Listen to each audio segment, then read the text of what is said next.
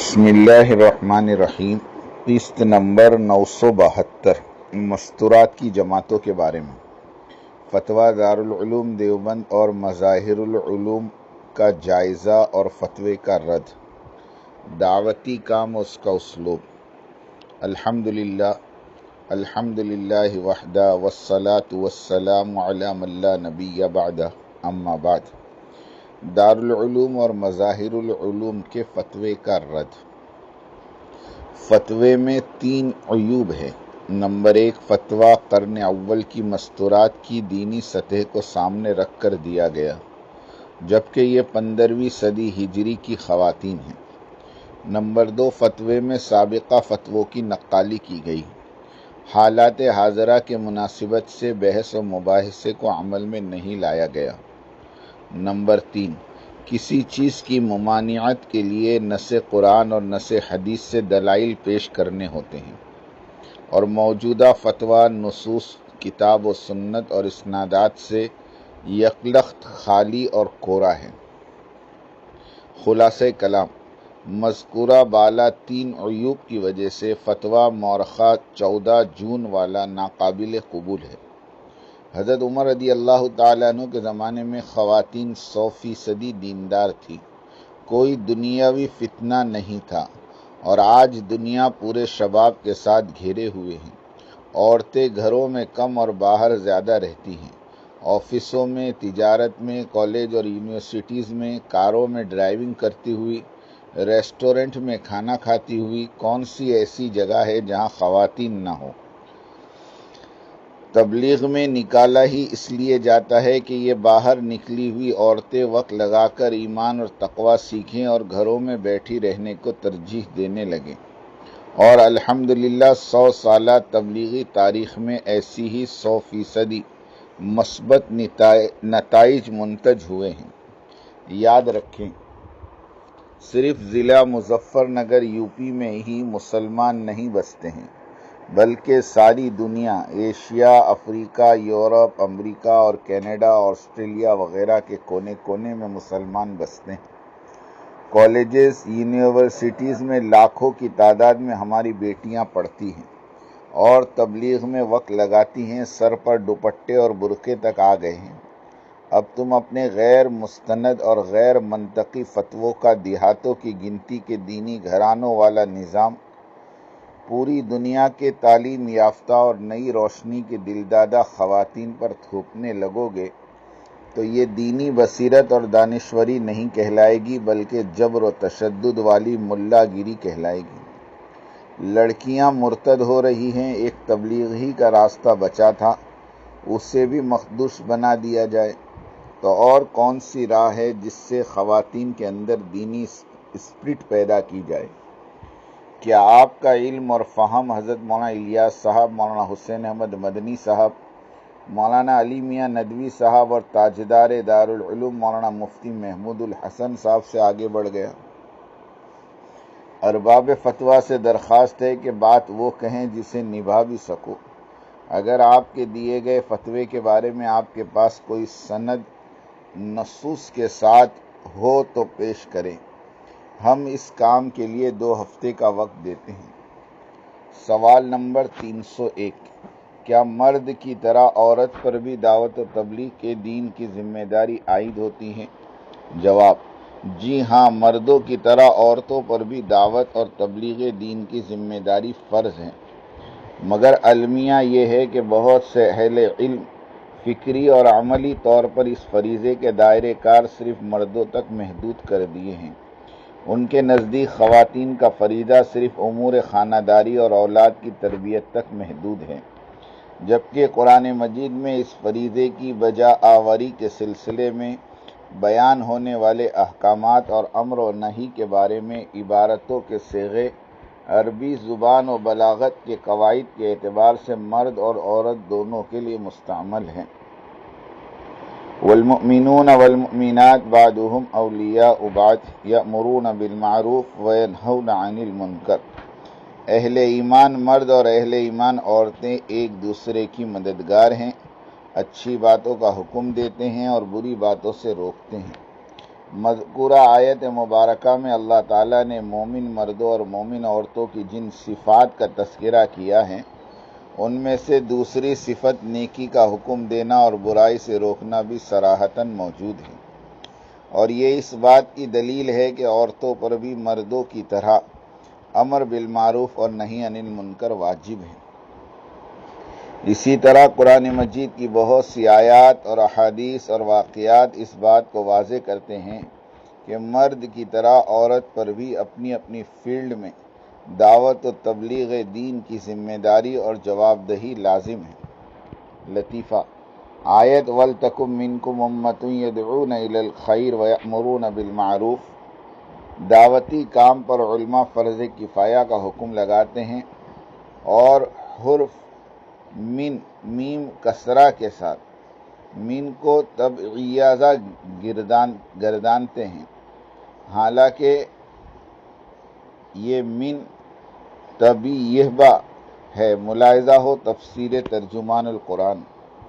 قرآن کی ایک صفت مثانی بھی ہے، یعنی قرآن مجید کی بعض آیت کی معنوی تکمیل دوسری آیت مبارکہ کر دیتی ہے، جسے مثانی کہا جاتا ہے، جس کی روح سے اسی آیت وَلْتَكُن مِّنكُم کی وضاحت اور صراحت مستحکم کرنے کے لیے قرآن مجید اگلے کچھ آیت کے بعد دوسری آیت کنتم خیر امۃ اخرجت للناس پیش کرتا ہے۔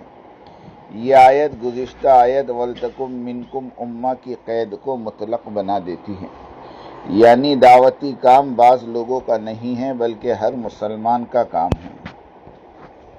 مغربی قوم نے قرآن مجید پر فقرے کس نے شروع کیے کہ پیغمبر لوط علیہ السلام نے اپنی قوم پر اپنی لڑکیاں پیش کی کہ ہؤلاء بناتی ان کنتم فاعلین، اے میری قوم یہ میری بیٹیاں ہیں، ان سے تم اپنی چاہت پوری کر لو۔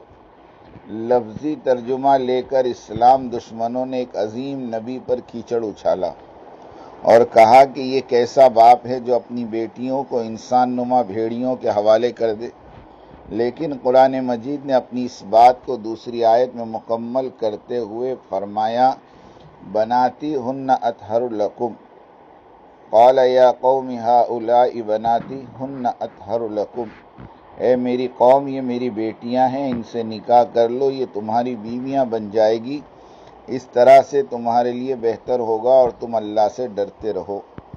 جو باطل فرقے وجود میں ان کی شناخت یہی ہے کہ وہ فساد والی آیت پڑھی لیکن رد الفساد والی آیت یعنی مثانی والقرآن العظیم والی آیت نہیں پڑھی۔ بالکل اسی طرح ہمارے اہل علم کی رسائی وَلْتَكُن مِّنكُمْ امت پر پھنس کر رہ گئی، جبکہ اس آیت کے آگے کنتم خیر امۃ اخرجت للناس موجود ہے گزشتہ آیت کی حجیت کو پورا کرنے کے لیے، مگر پہلی آیت پر سوئی اٹک کر رہ گئی اور فتویٰ صادر کر دیے کہ دعوت و تبلیغ کا کام چند لوگ ادا کر لیں تو سب کے لیے کافی ہے، اس لیے کہ یہ دعوتی کام فرض کفایہ ہے۔ اور پڑھنے والوں جب وَلْتَكُن مِّنكُمْ امت کو آیت کنتم خیر امۃ اخرجت للناس پڑھے تو مثانی کا عقدہ کھلا اور کہنے لگے کہ تبلیغ تو ہر فرد پر واجب ہے۔ حضرت عمر رضی اللہ تعالیٰ عنہ فرماتے ہیں کہ جو امر بالمعروف اور نہی عن المنکر کا کام نہ کرے وہ اس امت میں سے نہیں۔ مفسرین اور محدثین سب نے یہی لکھا کہ دعوتی کام واجب اور فرض ہے۔ سوال نمبر 302، کیا دعوتی تبلیغ کی محنت میں عورت کا درجہ مرد کے برابر ہے؟ جواب، جی ہاں، دعوت و تبلیغ دین میں عورت کا درجہ مرد کے برابر ہے۔ اس کا ثبوت درج ذیل نصوص سے ملتا ہے۔ معاملات زندگی میں مرد اور عورت کو ایک دوسرے کا باہم معاون اور مددگار بنایا گیا ہے۔ ارشاد باری تعالیٰ ہے والمؤمنون والمؤمنات بعضهم اولیاء بعض، اہل ایمان مرد اور اہل ایمان عورتیں ایک دوسرے کے رفیق اور مددگار ہیں۔ امر بالمعروف اور نہی عن المنکر کے فریضے کی بجا آوری میں مرد کے ساتھ عورت کو برابر کا شریک ٹھہرایا گیا ہے۔ ارشاد باری تعالیٰ ہے کنتم خیر امۃ اخرجت للناس تأمرون بالمعروف وتنہون عن المنکر، تم بہترین امت ہو جو سب لوگوں کی رہنمائی کے لیے ظاہر کی گئی ہے۔ تم بھلائی کا حکم دیتے ہو اور برائی سے منع کرتے ہو۔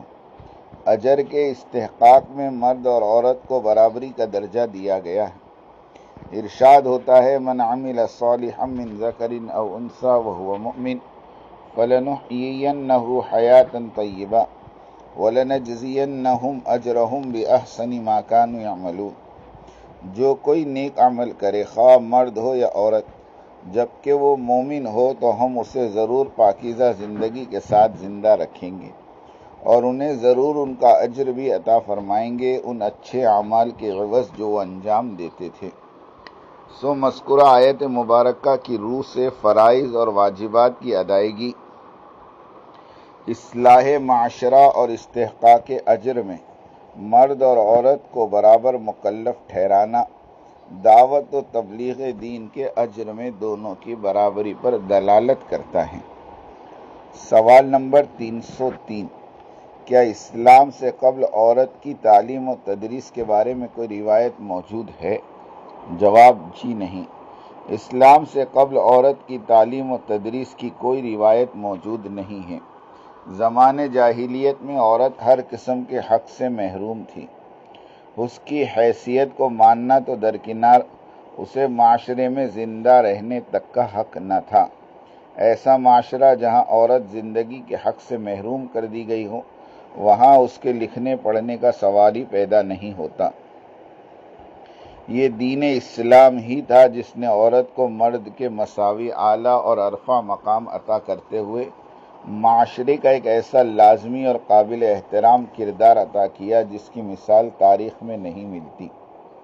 شریعت اسلامی نے تعلیم و تربیت اور درس و تدریس میں عورت کو مرد کے برابر مکلف ٹھہرایا۔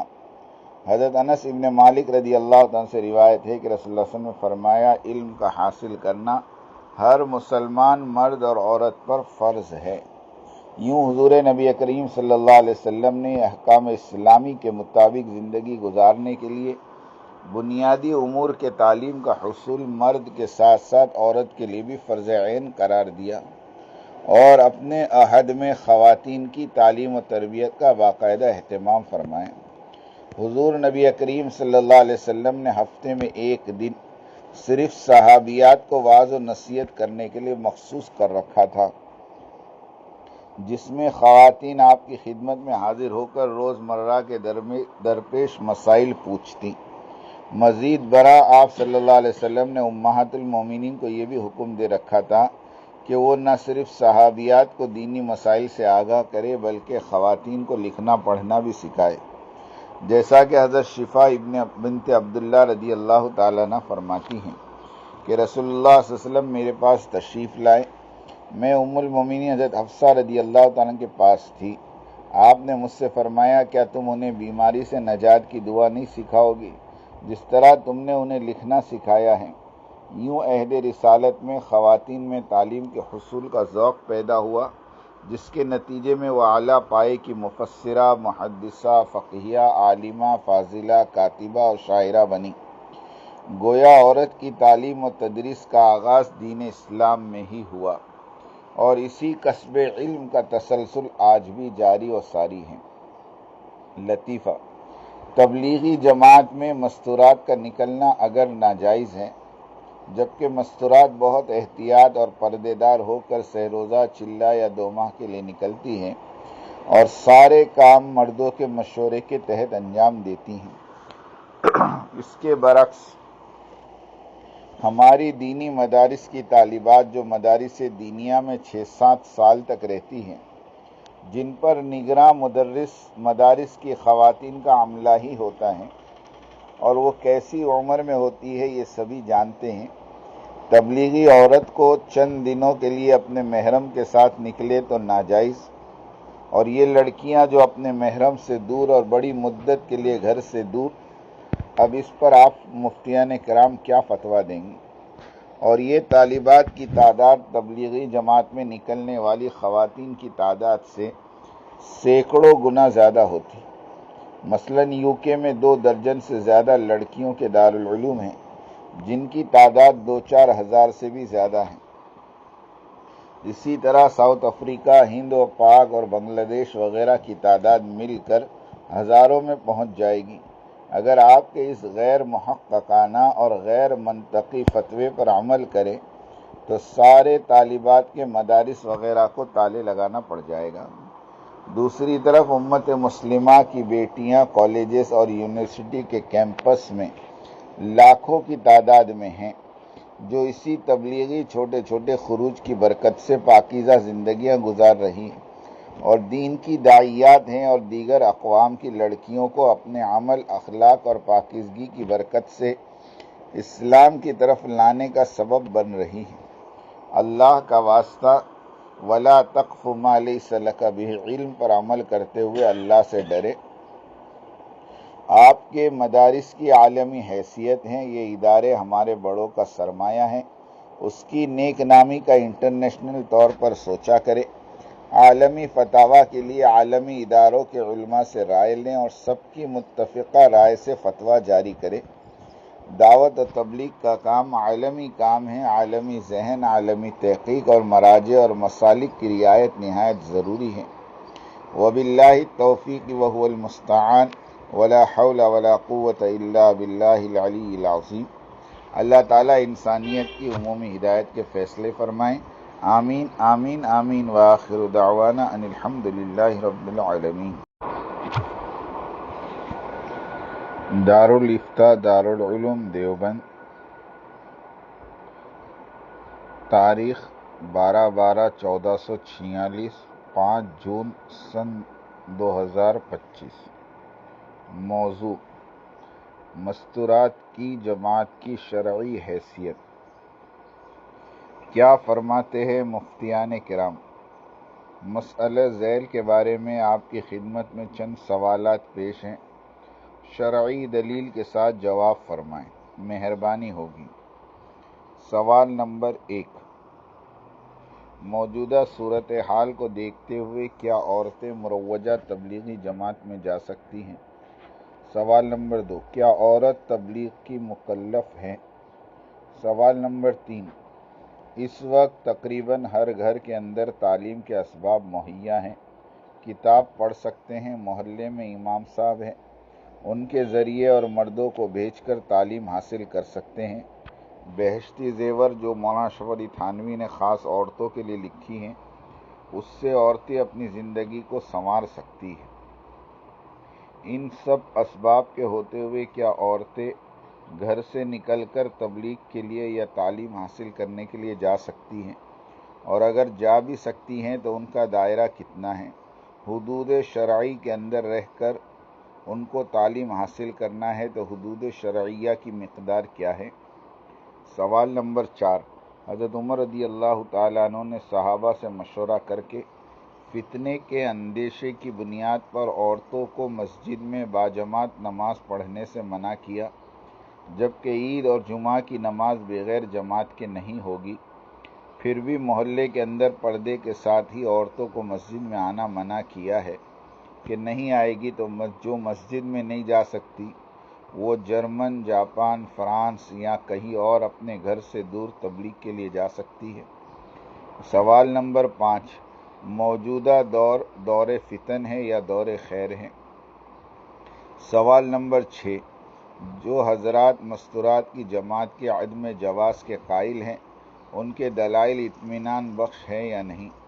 اور جو حضرات مستورات کی جماعت کے جواز کے قائل ہیں ان کے دلائل ٹھیک ہیں یا غلط؟ سوال نمبر 7، عورتوں کا مروجہ تبلیغی جماعت میں جانا شرعاً کیا درجہ رکھتا ہے؟ فرض، فرض کفایہ، واجب، سنت، مباح اور مستحب؟ سوال نمبر 8، اختلافی مسئلہ کس کو کہتے ہیں؟ اور جو مسئلہ اختلافی ہوگا اس کی پہچان کیا ہے؟ برائے کرم ان سوالوں کے جوابات مدلل و مفصل قلم بند فرمائیں۔ الجواب باللہ والتوفیق۔ سوال نمبر 1 سے لے کر 8 تک کا جواب۔ مستورات کا دعوت و تبلیغ کے لیے جماعت میں نکلنا دارالعلوم دیوبند اور مظاہر العلوم سہارنپور کے متفقہ فتوے کے مطابق منع ہے، اگرچہ وہ اپنے محارم کے ساتھ نکلے۔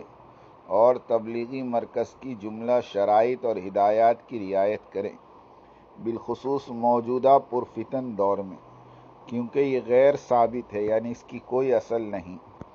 دارالعلوم دیوبند کے سابق صدر مفتی مولانا مفتی سید مہدی حسن صاحب شاہجہاں پوری نور اللہ مرقدہ کا تحریر کردہ اور حضرت مولانا مفتی سعید احمد صاحب اجراڑوی سابق صدر مفتی مظاہر العلوم سہارنپور اور حضرت مولانا عبداللطیف صاحب سابق ناظم مظاہر العلوم سہارنپور کا مصدقہ فتویٰ برائے ملاحظہ منسلک کیا جاتا ہے۔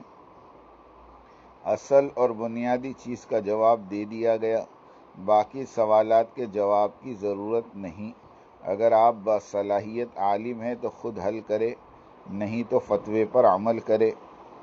فقط واللہ تعالی اعلم۔ وکتبہ محمد نعمان سیتا پوری، 14 جون سن 2025، 17 ذی الحجہ سن 1446۔